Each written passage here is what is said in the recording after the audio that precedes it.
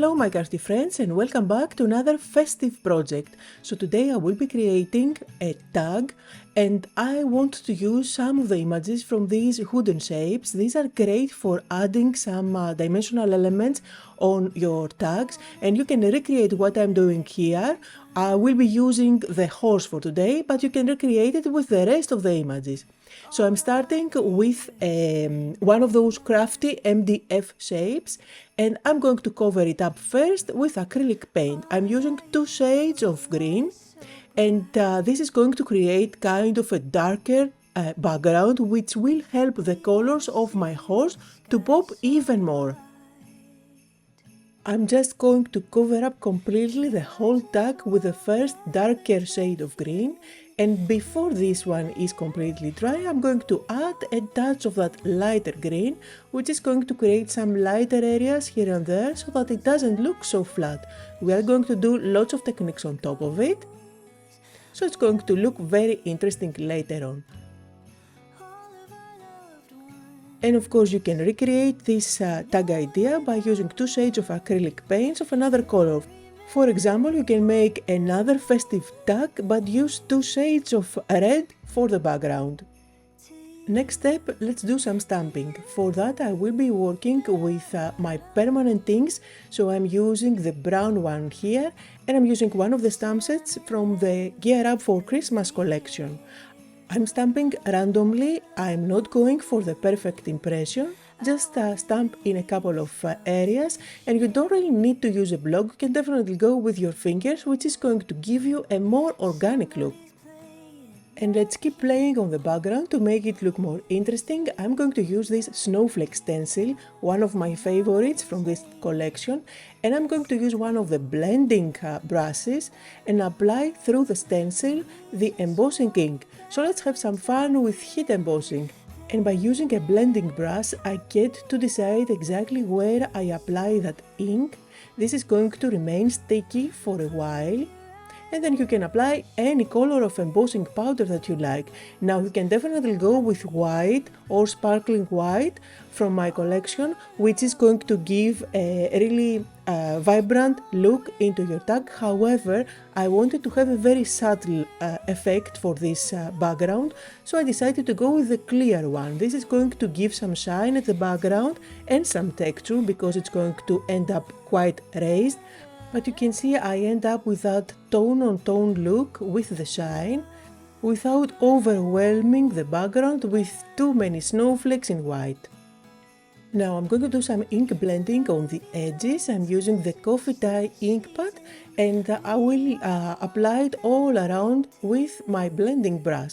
Now this is going to give a darker edge which is going to kind of frame the tag, and I absolutely love the vignette effect that it gives. The dye ink is going to stay on top of the embossed areas and you can just clean that up with a clean cloth or with a paper towel. Now with one of the finger dabbers I'm going to apply at the very edge a little bit of that black shadow ink, which is going to emphasize that border even more. And now let's move on to another technique for the background. I'm just going to add some golden splashes. To do that I'm diluting my contour liner with water. This looks milky when you do the splatters, but trust me, when it dries it's going to be super bright and shiny. I like to go with a very thin brush so that I can kind of control the splattering, and also it ensures that all that splattering is very fine, very tiny, which I absolutely love. So now I'm going to bring in the wooden shapes. I will pick which images I want to play with, and also I'm going to use a little red star from the other wooden shapes set. And by the way, I haven't glued down anything up to now. I'm just auditioning all the elements and trying to find the balance and what makes the composition pleasing. Once I'm happy, I am going to use my hot glue gun to stick everything down. You can definitely go with hot glue gun, with glue. You can also use foam squares to pop them even more. Now for that hole up there, there is an extra piece in the package that you can use if you want to add dimension. In my case, I'm not going to use it at all. I am going to use the fabric from the same Gear Up for Christmas collection, and I'm just going to tear a little strip, which I will use as a ribbon at the top of my tag. And that's mainly how I use those fabrics that match a collection. I like to create ribbons out of them, which are great as closures for an album. You can make ribbons out of them, you can tie bows like I'm going to do here, you can use them on your tags, and you know they are going to match your project since they are from the same collection, so same colors and designs. Now in my festive tags, I always like to add a little bell up at the top, which I'm going to just tie around with a knot. I'm using a little thread here, and this is going to give that interactive element and make the tag even more fun. Now, usually with these tags, you can hang them as ornaments on your tree, you can use them to decorate your house. I like to add some magnets at the back and use them as a fridge magnet to decorate for Christmas my fridge. And of course you can definitely hand them out as gift tags along with your presents. I finish off the project by adding some decorative dots with my contour liner.